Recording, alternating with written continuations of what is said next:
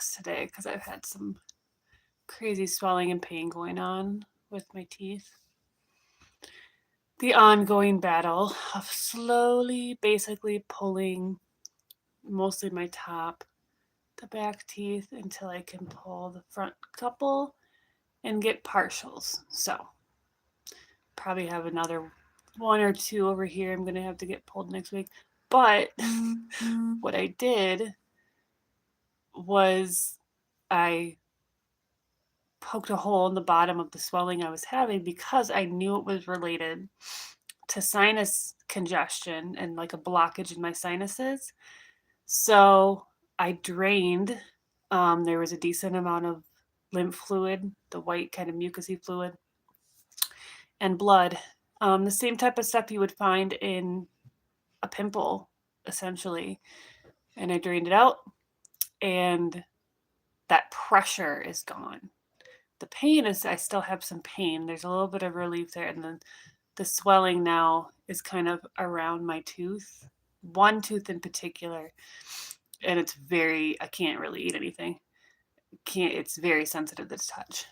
Anyways, it's kind of where I'm at with that. And I've taken ibuprofen today, three or four, and I never take meds, especially for pain. But I did I put some plantain tincture kind of topically on the area, clove oil, as well as I took colloidal silver. So we're working on healing that. Hopefully I'll get to rest later. Anyways, this is something that came out of my sauna session this morning, sauna and shower. And I was thinking about the food industry and just how absolutely disgusting it is in general. You go into most grocery stores, even the health food grocery stores still have aisles of packaged and processed and fake foods, even though they're better, quote unquote, from the typical products in a conventional store.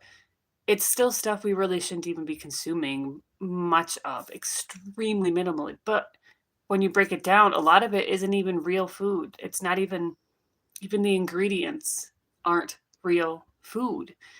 And then we consider the source and how it's made and all of that. And it had me thinking that we're in such an extreme state of sickness in America. And if we look back, not at what we're told is our history, but real, genuine human history, it's progressed a whole lot over the last 100 years in particular. A little over, probably 100 to 150.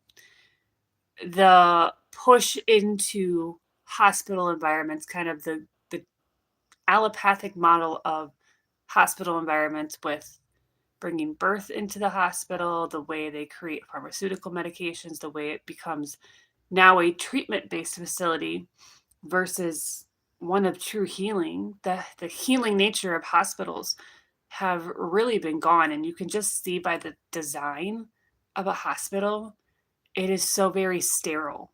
And sterile is not where health lives. It's just not. Sterile is where you would want to have a surgery and clean wounds for stitching, and that's about it. But when we're talking about disease states within the body that are directly related to how we're eating and our lifestyle,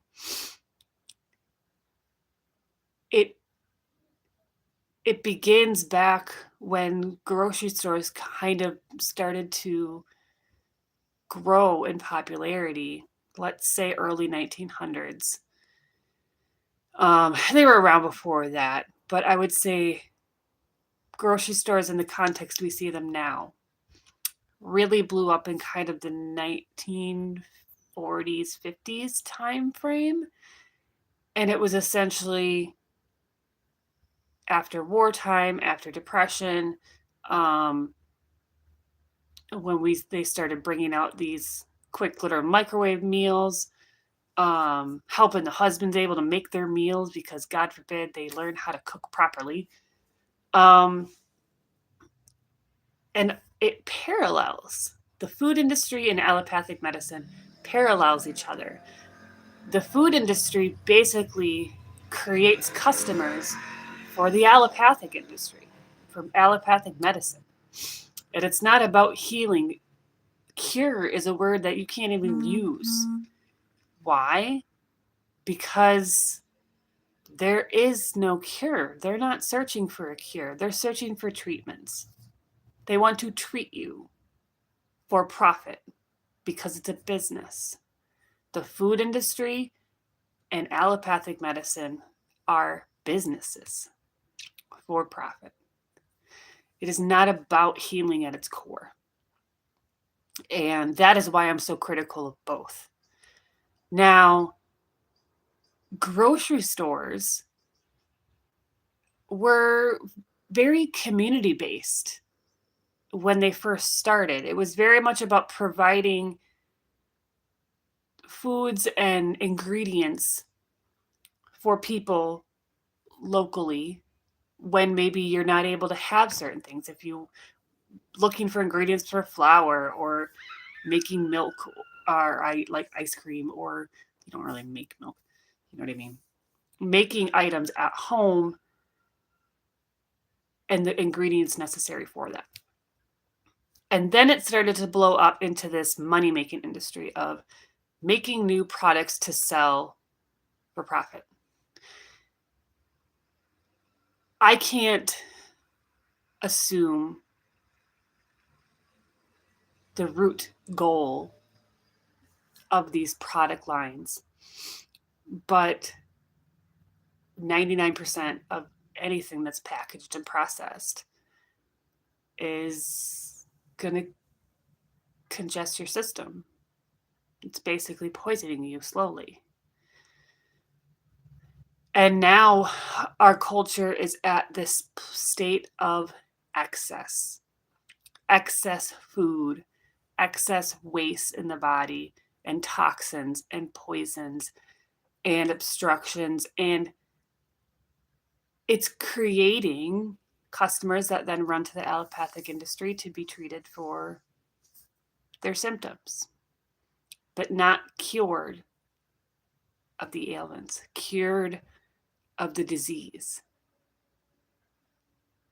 Because instead of doing the deeper and more difficult work of going back and reversing the damage that's been done, which takes time and patience and devotion back to yourself, it's easier to take some pills and just keep on going.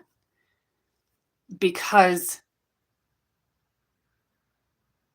this system, the food industry mixed with the allopathic system, has created a culture of disconnection. You are disconnected from your food because you aren't raising and growing and seeing where all of it comes from. So you're disconnected from the source of what you're consuming, which disconnects you from yourself, which creates disease. It creates spiritual illness because of the disconnection with us, with the planet. And now you're disconnected from the planet. And when you're disconnected from nature, you're disconnected from the divine, from the creation of all things. You're disconnected from yourself, which disconnects you from nature, which disconnects you from your food.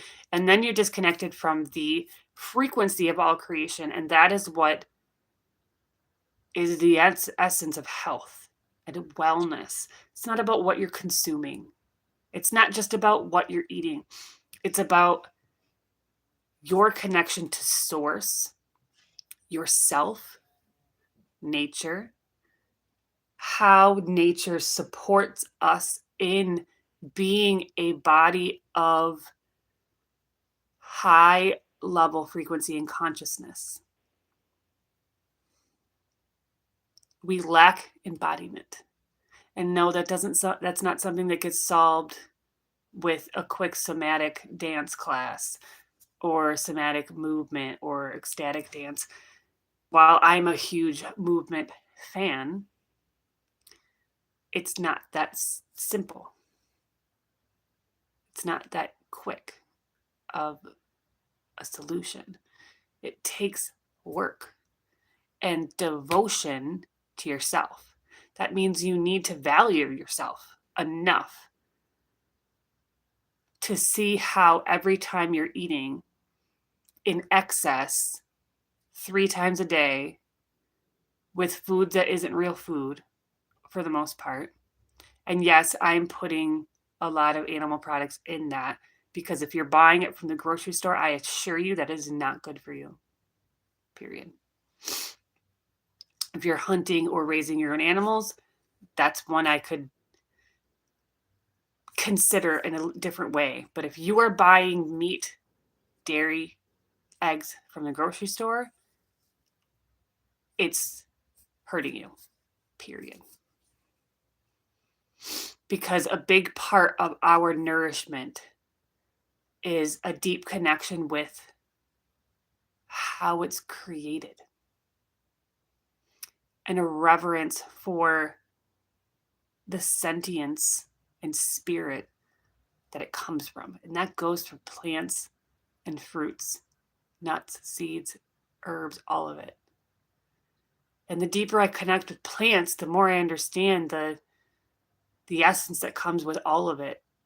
And the more we're just consuming food without a connection, understanding, reverence for where it comes from, not knowing where it comes from, that is creating the depth of spiritual illness.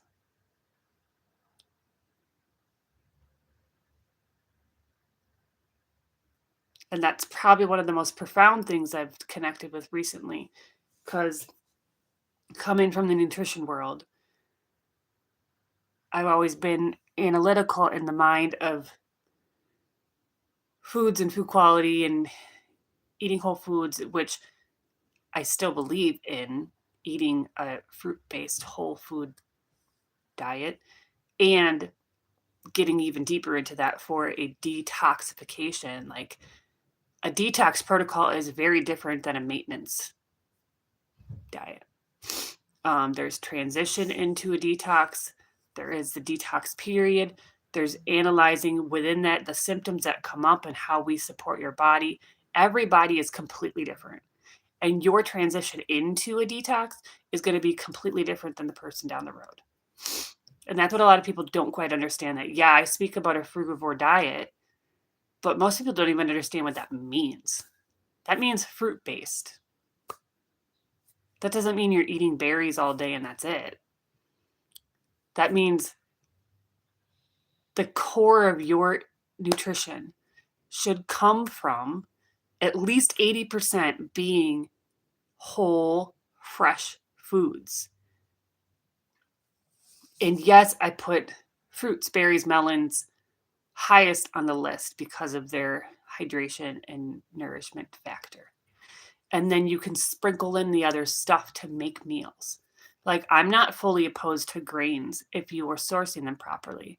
Like certain breads, flours, rices, beans, quinoa, lentils. There's a variety of foods that you can bring in with along with the fruits. And yes, many people say vegetables, but it's mostly fruits. Tomatoes, cucumbers, peppers, squash, pumpkin, even corn technically is a fruit, beans. By beans, I mean green beans, like snap peas and green beans. They all fall in the frugivore category, and so do grains. So you actually have quite a bit of food to work with.